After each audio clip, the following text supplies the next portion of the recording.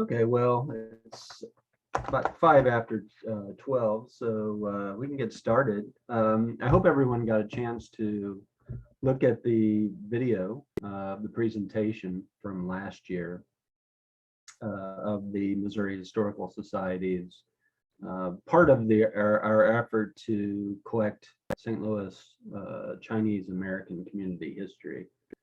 And first, I would like to say that if you watched the video, you saw Dr. Hu-Ping Ling of Truman State and talking about the history of what was known as Hop Alley, which was the Chinatown in St. Louis, right up until the mid 1960s, when the very last remnants of that neighborhood was bulldozed to make way for parking and part of the Busch Stadium footprint there. So it's one of those sad situations where history, part of St. Louis history, was literally wiped away and bulldozed and lost. And certainly, the Chinese community in St. Louis has continued to grow, especially after World War II. There was a core Chinese community that started right around the Civil War, just after the Civil War, and more immigrants began to flood into St. Louis. And then there were, somewhere between like 300 and 500 members of the Chinese community right into the early 20th century. And then after the Chinese Exclusion Act and some of the other federal immigrant legislation was finally revoked during World War II. And after World War II, during the Cold War, a lot of Chinese immigrants were encouraged actually to start coming to the United States. Most of them professionals, students who were going to graduate school, and medicine, engineering, architecture, things like that. And so that really started the second wave of immigration to St. Louis, and really transformed the Chinese community. Hu-Ping Ling has done a tremendous amount of research into the Chinese community in St. Louis. Has written several books. Chinese St. Louis, I think, is probably the most well-known. And so, as I said, she gave a great overview of the history of Hop Alley. And then we talked about the Missouri Historical Society's Chinese American Collecting Initiative. And I'm actually going to share my screen here, put up a few slides.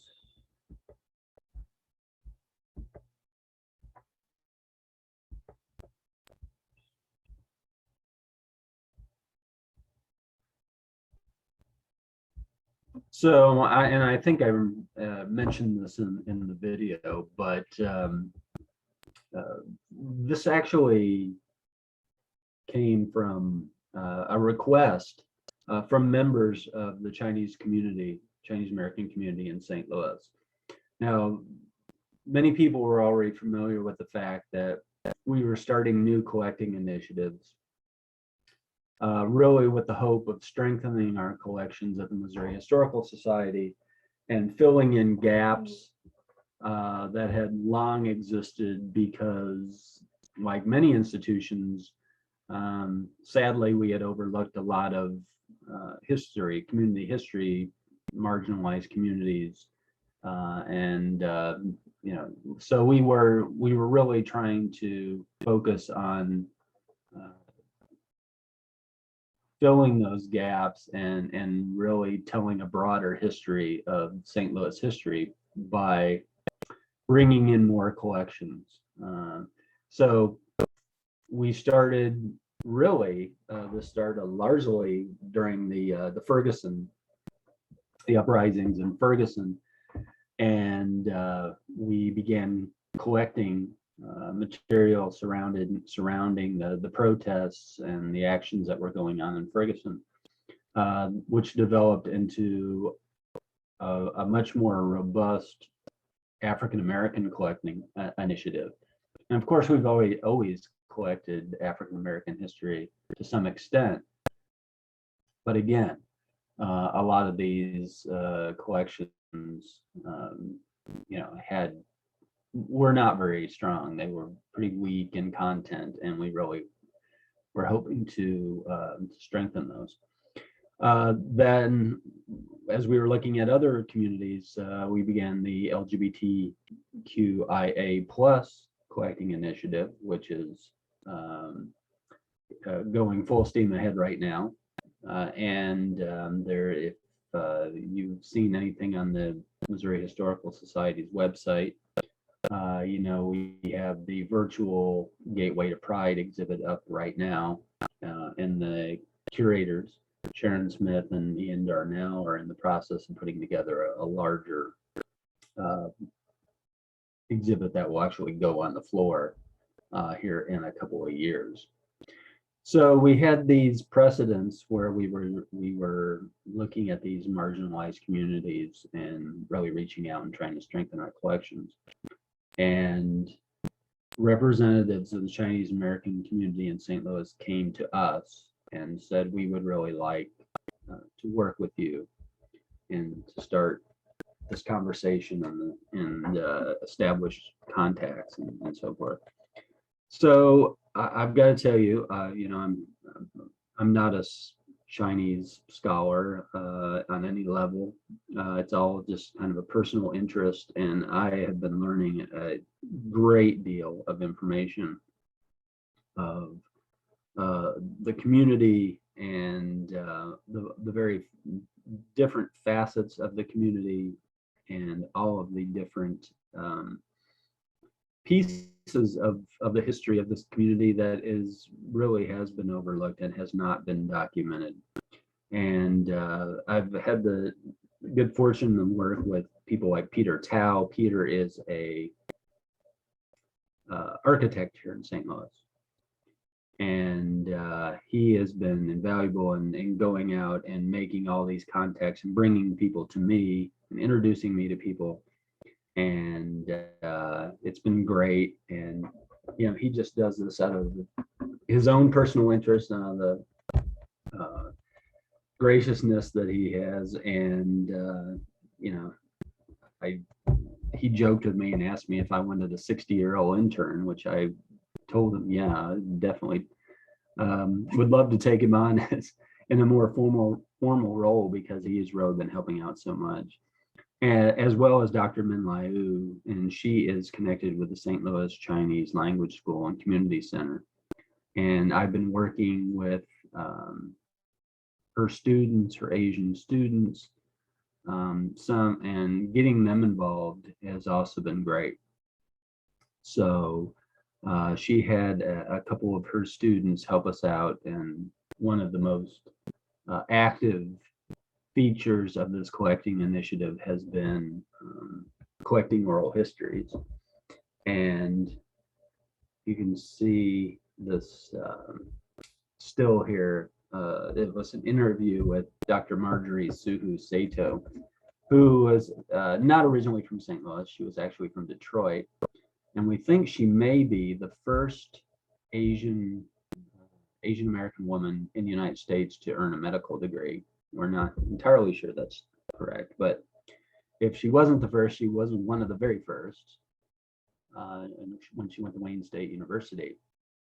And she ended up marrying a Japanese doctor, and together they moved to St. Louis, and she was involved in public health here in St. Louis, and her husband was a very prominent St. Louis pediatrician. So interviewing her was really interesting. She is oh, I can't remember her exact age, 98 or 99 maybe. Very interesting, and she talked about some of the obstacles that she and her husband had to overcome when they moved to St. Louis. Things like in the 1950s, they were dealing with restricted covenants. So a lot of people, when they think of restricted covenants, they think of things like barring African Americans or barring Jews from living in the community or in the subdivisions, but that applied to Asians as well. And she talked about um, some of those types of things, racism and so forth that she encountered.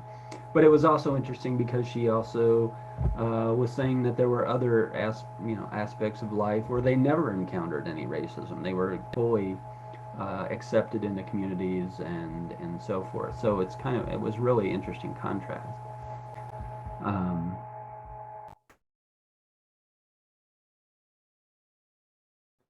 One of the I mentioned the tearing down Hop Alley and so forth. One of the other conversations that is coming out of this is the fact that they are reviving a historical markers project here in St. Louis, and there right now there is a corridor that they are opening with the Great Rivers Greenway project. So to create more greenways that run through the city, and they are putting up historical markers through a traditional African American community, which was also bulldozed in the 1950s, called Mill Creek Valley. Well, it also just happens that this greenway runs along the edge of where Hop Alley would have been. So we're now talking about putting up interpretive signage and some markers and things to also incorporate that history into that project as well. This is an image of the last buildings of Hop Alley. And as I mentioned in the slide there, the historical markers would go up in these areas that are not completely covered over by parking and new structures. And I just threw this in for the fun of it. St. Louis is a sister city with Nanjing in China. It was the first American city to have a Chinese sister city. And they just celebrated their 40th anniversary of signing that sister city agreement. And a delegation from the Nanjing City Archives actually came to the Missouri Historical Society to visit us, and it was great. Of course, that's me in the middle. The two individuals on either side of me, the woman in the white blazer and the gentleman next to me, that's the director and the lead archivist for the city archives. The young woman there on the right was actually with an exhibit company. Molly Codner, who's our lead archivist, is there in the photo, and then next to her is Dr. Chingling Tai, who for over 30 years taught Mandarin at St. Louis University High School. And we also did an oral history with her as well. So if you all have any questions, if you can unmute your mic, and happy to have any kind of question, answer any kind of questions you might have in general about the collecting initiative, or just anything. Happy to have a conversation.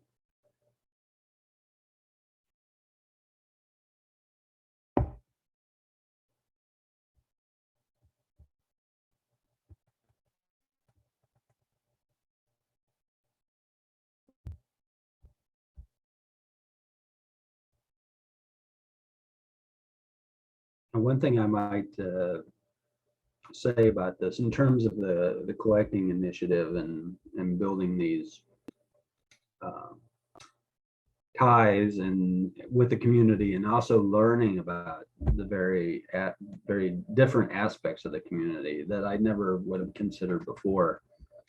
Um, we kind of assume that these communities are just one community, and it's the Chinese American community. And of course, when you start like diving into this, you find that it's actually made up of various communities. So one of the aspects of the Chinese American community in St. Louis, as in probably every city, is that there are mainland Chinese immigrants and their descendants, and there are Taiwanese immigrants and descendants, and there's a lot of distinction between these two communities.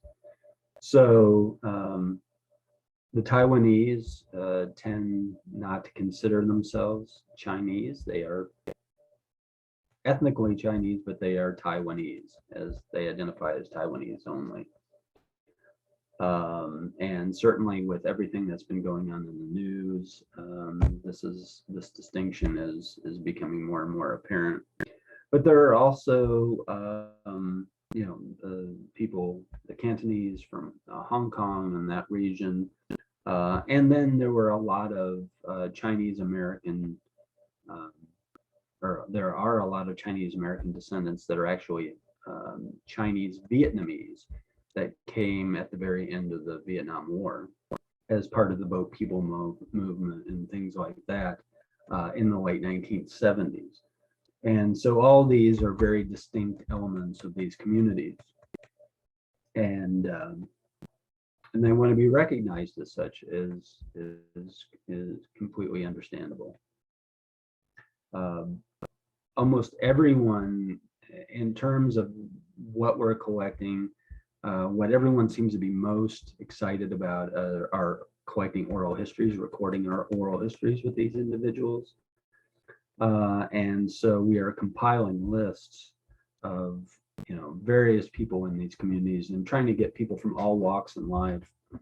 As I mentioned earlier, after World War II, there was really this push to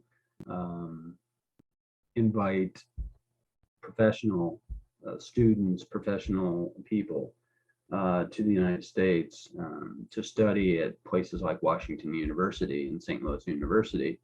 And of course, what you find is these professional people run in very distinct circles. They usually run with other professional people.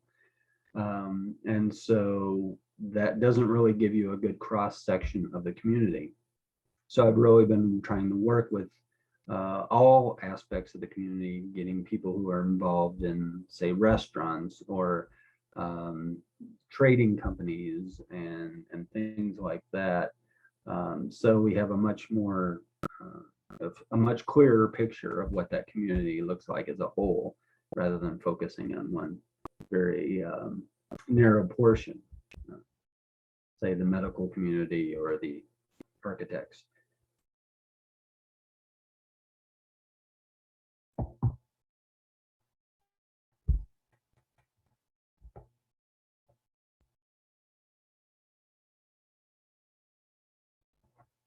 So one of the questions is how to first start collecting, and do you have any suggestions for initiating contact with local Asian community for archival donations, oral histories, etc. As far as how did we first start collecting, again, members of the community initially approached us after they learned that we had active collecting initiatives in other areas, such as African American history and LGBTQ history. And we've also kind of spread the word that we're interested in collecting more and more immigrant stories as a whole. And so this is actually starting to broaden as well. And I've been approached by people from the Korean community in St. Louis, which is very large. The Japanese American Society has also been reaching out to us. We recently did brought in a hosted a traveling show from the Smithsonian called Righting Wrong, about Japanese internment camps in World War II. And so we were involving the local Japanese American community in those conversations. And then, of course, the Vietnamese community as well.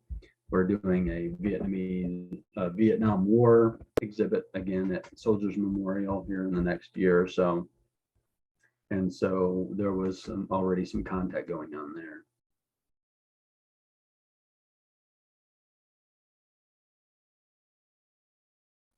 The question about, first I want to talk again about initiating the contact with local Asian communities. You know, one aspect that is really prominent, I guess you could say, in the Asian American community, many of these churches, many of these communities like the Taiwanese and so forth have their own churches. So there's a Taiwanese Presbyterian church here. There's various churches. There's a Catholic parish and congregation and so forth. So, you know, reaching out, if in your community you know of these various Asian churches, I'd say a good way would be simply reaching out to them and starting conversations with those individuals. Did talk about any of the difficulties you might face with language barriers and how that plays in cataloging and how you guys work to overcome these issues. Well, we're actually in the process of looking for individuals that will help me with this project. So I'm not a curator, I'm a library director and an archivist by training. And so, but I've taken on this role as the curator of this project. I'm really hoping to involve more volunteers and interns from the Chinese community that can help me as far as translating documents and interpreting artifacts and things like that, because I don't speak or read Mandarin or Cantonese or any Chinese language. So that is going to be critical to bringing in individuals that can help me in that way. And when we really finally sit down and start cataloging that information again, having someone that can contribute their perspective and their knowledge that will help us create good catalog records and facilitate accessibility on that.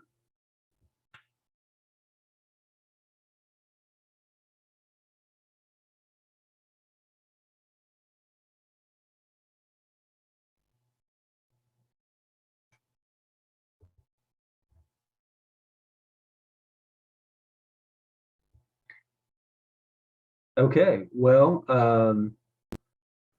thank you for sitting in with me today, and I hope you're all enjoying the conference, and look forward to meeting you in person at some point in future MAMA meetings and having further conversations with you. So thank you so much for participating today.